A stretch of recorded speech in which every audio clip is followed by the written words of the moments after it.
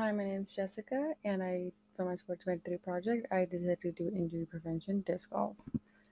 Why is injury prevention important in disc golf? They did a study a while back on 883 people, and they answered some questions about disc golf.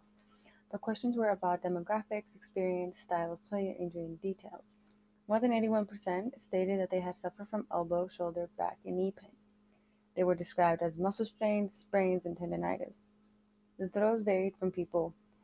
The most common one was backhand, forehand, and overhead. Players stated that they had gone under surgery for the meniscus, shoulder, spine, foot, and ankle um, due to the disc golf injuries.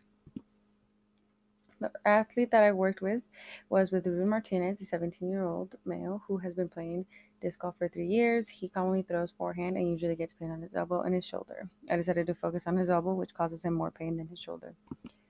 My program was of 2 weeks, 4 days a week, 7 exercises, increases by 10 every other day. The only reason I increased his reps was because he was trying to rush the program. The exercise that I did the wrist flexion, which was side to side, and this one helps to fix the muscles imbalances, and this one mainly focuses on the collateral ligament. The wrist flexion and extension, this just goes up and down. It's helping the wrist flexors and the wrist extensors.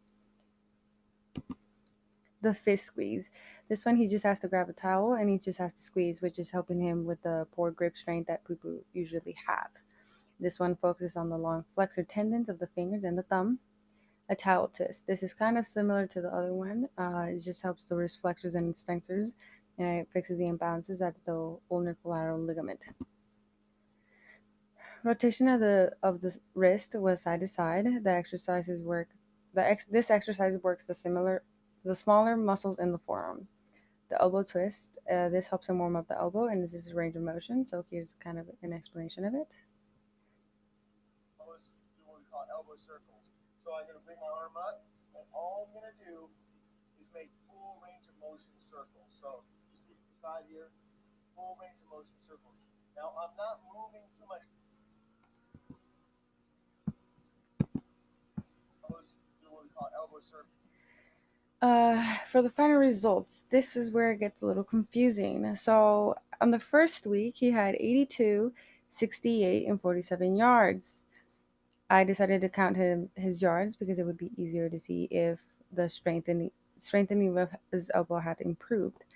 For week two, I had 64, 77, and 81, which is kind of confusing for me because it seems like he kind of worked backwards. And I asked him if the yards were correct, and he said yes.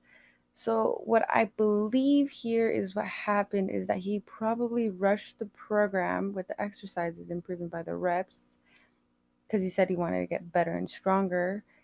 I believe that kind of made him a little weaker than he was supposed to because he was supposed to start slower, but he just technically increased really fast. So I'm not really sure what happened with this project. I believe this is not the best one I've had because the results are confusing. I'm not sure if he improved or he stayed the same. So you decide. But for the video, this is how he throws, which is proper and everything, and you can tell he threw it really far.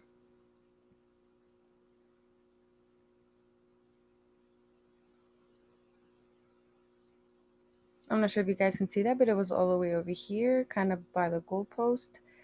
Um, that's all I have, and I'm sorry that there's no happy ending to this project, but thank you for watching.